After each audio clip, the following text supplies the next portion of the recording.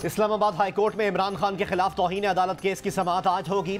Justice Mohsin Akhtar Kiani की सरबराही में larger bench समाअत करेगा। जस्टिस मियां गुल हसन औरंगजेब और justice Babar Sattar larger bench का हिस्सा हैं।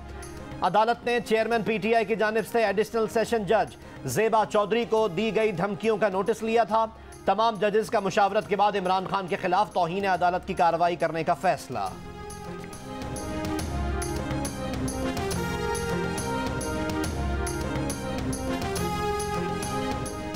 साबिक सदर आसिफ अली जरदारी ने कहा कि मुल्क में एक शख्स का दिन ब दिन इक़्तिदार का नशा उससे पागल कर रहा है।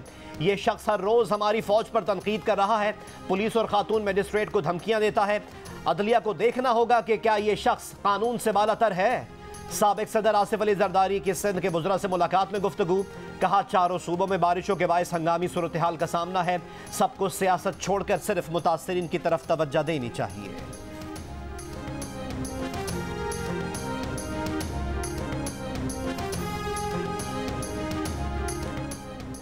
तहरीक इंसाफ के रहनुमा फवाद चौधरी का कहना है कि असखुद नोटिस इस्लामाबाद हाई कोर्ट का इख्तियार नहीं, जब नोटिस आएगा तो वकला देख लेंगे।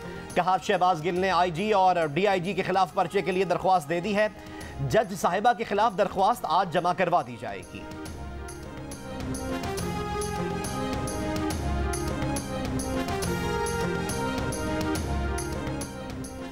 इस्लामाबाद पुलिस का पार्लियामेंट लॉजेस में शहबाज गिल के जेर इस्तेमाल कमरे पर छापा। हथकड़ी लगे शहबाज गिल को भी साथ लाया गया। एसएसपी की सरबराही में कमरे की तलाशी के दौरान लाल डायरी, एक अमरीकी साख्ता पिस्तौल, एक satellite phone, smartphone, Shahbaz Gill के 2 पासपोर्ट, मुख्तलिफ शनाख्ती कार्ड्स, करेंसी और दस्तावेजात और दीगर अहम अशिया बरामद हुई। शहबाज गिल का लाल डायरी और पिस्तौल की मिल्कियत से इनकार। कहा, ये दोनों चीज़ें इनकी नहीं, पहली बार देखा है। कमरे में चीज़ें चेंज थीं, 2 गनमैन कमरे में रहते थे। हो सकता है ये पिस्तौल उनका हो या किसी ने रखा हो। इनके पास AK-47 है जिसका लाइसेंस है। ये भी कहा कि इन पर जिनसी हमला हुआ है।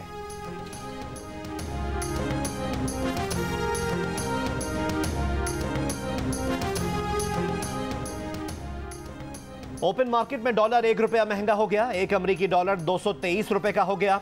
इंटरबैंक में डॉलर का भाव 217 रुपए 70 पैसे है। पाकिस्तान स्टॉक एक्सचेंज में कारोबार का मुस्बत रुझान। 100 इंडेक्स 404 पॉइंट्स इजाफे से 43,230 पर है। साबिक वजीर खजाना शौकत तरीन कहते हैं कि वो निगरां हुकूमत की मदद के लिए तैयार हैं।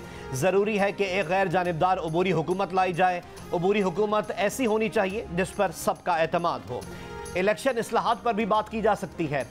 पीटीआई रहनुमा हम्माद अजहर ने कहा कि बिजली है ही नहीं, आती है तो बहुत महंगी होती है। अगले महीने के बिजली यूनिट में 10 रुपए इजाफी होंगे। आलमी मंडी में तेल की कीमतें जितनी भी नीचे चली जाएं, यहाँ कम नहीं हो सकती। अवाम आज उनकी नालायकी का खुमियाजा भुगत रही है।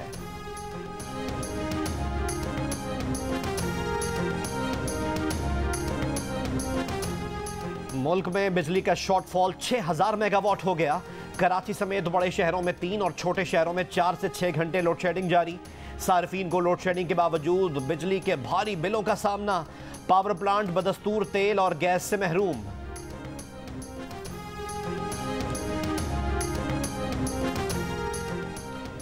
अमीर जमात इस्लामी कराची हाफिज नईमुर रहमान ने कहा कि फ्यूल एडजस्टमेंट के नाम पर शहरियों को लूटा जा रहा है। 400 यूनिट पर 10,000 से ज्यादा का बिल अदा करना पड़ रहा है। IMF के कहने पर अवाम का खून निचोड़ा जा रहा है। कराची का बल्दियाती इलेक्शन खतूत को बुनियाद बनाकर मुलतवी नहीं होना चाहिए। बल्दियाती इंतखाबात मुलतवी होने का कोई जवाज नहीं।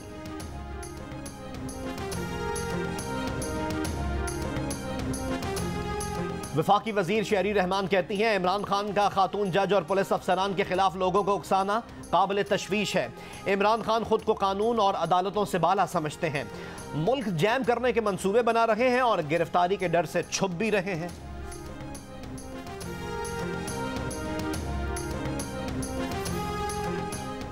सिंध के मुख्तलिफ शहरों में बारिशें। हैदराबाद, बदीन, टंडो एलायार में बादल बरस पड़े।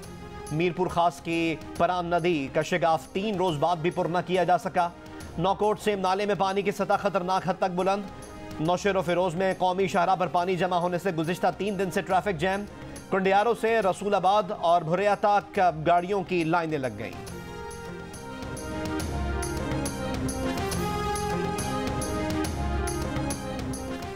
नोशकी में पाक अफगान बॉर्डर के करीब दर्जनों देहात सैलाबी पानी में डूब गए। खुजदार में राब्ता सड़कों की बहाली ताहाल मुमकिन ना हो सकी। कोयटा तफ्तान कौमी शाहराह पर बह जाने वाला जदीदाबाद पुल बहाल नहीं हो सका।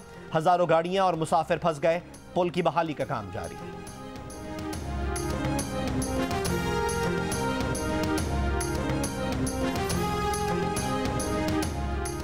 और राजनपुर में सैलाब की तबाहकारियां जारी। तहसील रुझान और फाजिलपुर डूब गए।